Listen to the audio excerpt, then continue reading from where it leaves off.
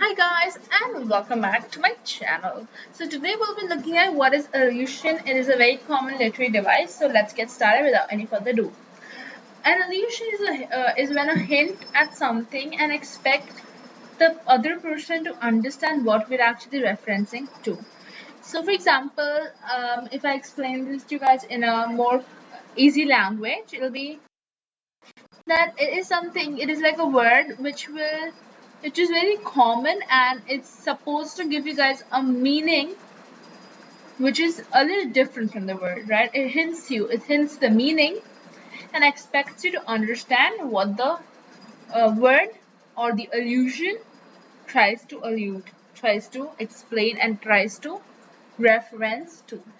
So for example, this example that you guys can see, this is again for illusion. So it says chocolate is his kryptonite. Kryptonite is it's a word which alludes or hints to this hero Superman. So kryptonite, we guys know that it is a hero Superman. So now what they're trying to say is that chocolate is his hero, is his Superman. So that's what we are trying to conclude.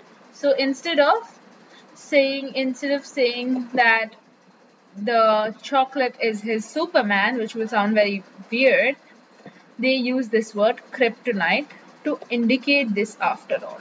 So they're trying to indicate that only.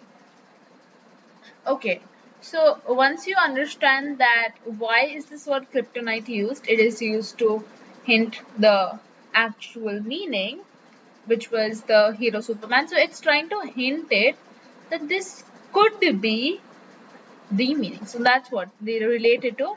Sorry, they related to chocolate, which being in the hero. So chocolate is the hero for the person. So that's why they just, instead of using the word hero, they use something that is used to allude kryptonite. Okay, so the word kryptonite means hero or Superman. So instead of using this, they hint you guys with using this. Now let's move forward to some more examples so that this will become a little bit more clear and understandable for you all.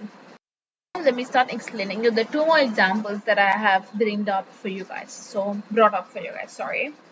Uh, so it says Sally had a smile. So the person who has it is Sally, had a smile that revealed that of Mona Lisa. So now this term Mona Lisa is something very common, right? Like it's very common, I would say. Because it is common, it is very familiar. Everyone is very familiar with it, right? Familiar with the Mona Lisa painting, of course. What else? So now they can imagine, because they're trying to derive after all, that Sally's smile was something like what was Mona Lisa's smile in the painting. So, for example, the smile in the painting was, they're trying to say that your smile is like, so let's say this is Sally. I'll explain it with some diagrammatic ways. Sally. So Sally had a smile that revealed that of Mona Lisa. So which is similar to that of Mona Lisa. And why they're using Mona Lisa? Because it is familiar. And now they can imagine, now they can see that, okay, Mona Lisa's smile was like that, and Sally's smile will be something like this. So it's similar. So that's what they're trying to really bring out and bring upon by using this particular way, which is alluring. So let's continue with the next example, which is example 2.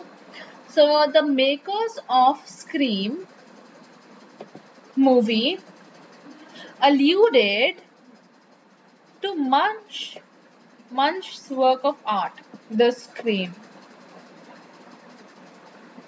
in order to instill fear. So, explaining this now, there's this movie called scream, and there is this artwork. I'll just call it M. This is called the Scream, though. But anyways, so now the makers of the movie Scream, they tried to get this painting Scream, which I'll now show you guys. So you guys, this picture you see on the screen is the Scream. This one is the Scream.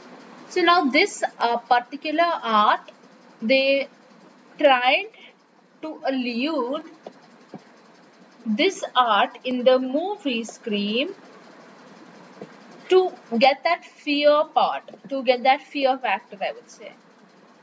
To get that fear factor.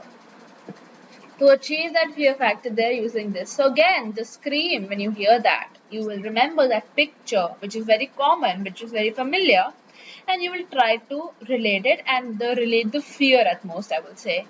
The next thing, where are these three very commonly used, I would say, alludes. So the three most popularly used ones are the Bible, Shakespeare's novel, Shakespeare itself as well, and the Greek Roman mythology. So all of these three are the most common ones. Remember that this tells you very clearly that you have to be a well-read person to understand these allusions. Now, I'll give an example why I said this and why I included this sentence in my video. For example, if I talk about that Mona Lisa's painting, so I write here Mona Lisa. Mona Lisa's painting.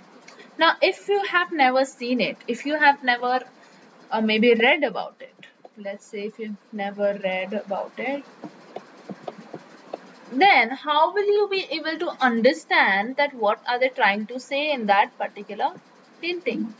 How will you know that? So that's the very important use of being well read, and you understand the concepts and you will understand what they're trying to ask you. And then only then you will be able to understand the allusions. That's what I said. So if you let's talk about the Scream. So if I talk about the Scream, if you have never seen that, if you've never read about it, then how will you be able to really understand that sentence that I just talked about? I'll just show that you again if you guys want to go back through and look at it. Here it is. If you have never seen this the Scream artwork, then how will you understand that particular allusion? How will you understand that what are they trying to say and how are they trying to instill the fear portion, the fear factor that I talked about? So I hope you guys understood that sentence. I'd like to talk about something different from what we've talked about till now. So whenever you will come across an allusion, stop and ask yourself a few questions. The questions is all of these which follow. There are about 5 questions, these ones, right? So what are they saying? So its first question is, what does the writer want me to understand about his character, about the setting, about the plot, and by connecting it to something which I'm already familiar with. So now you can see that they are using the word familiar, because if you're not familiar, you will not be able to understand. So it will be a very big downturn point for you. Seriously.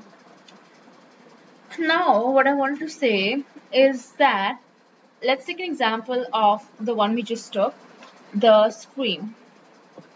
I took such examples that we can use in multi-purposely, so that's why I'll use them again and again. I'm sorry for the bad way of me writing, but I'm sorry. So, just Scream. So, if you have never seen that, you will not be able to do it. Anyways, writer wants to understand that the setting, the characters wanted to have that fear factor. So how will they understand that they actually want to have that fear factor? So how will you insist that fear? By showing images and by doing that. Now the next one that we have is interesting as well. What is the author's purpose in this illusion? Very similar to the one I answered. It's of course fear. Create that fear factor.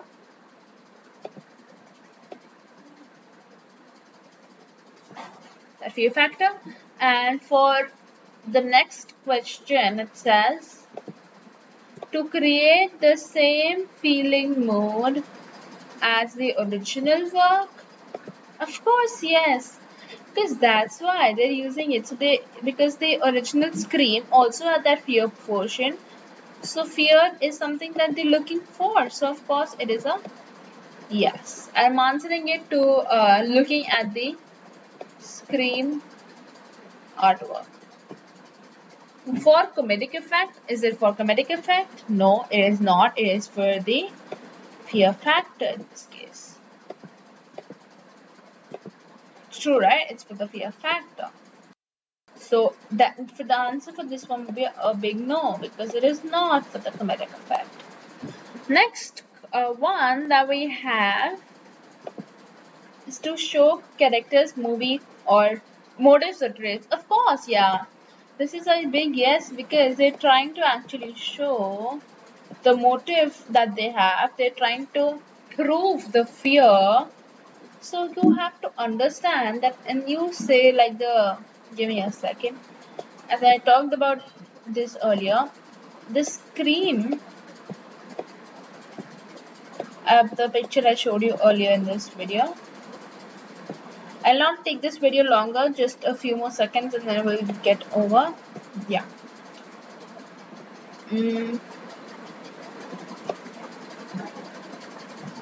Perfect. So it is for sure trying to show the character's motives and traits. So I hope you guys understood the whole concept of illusion after all, because it was a little tricky and you might find it difficult. But of course, it's really something which was supposed to be done and was long time due as well, because you guys were okay. Thank you so much for being a part of this video, and I really enjoyed taking this video up with you all. So if you guys like this video, don't forget to hit the like button, comment, and of course if you have any doubts, I'm open to those.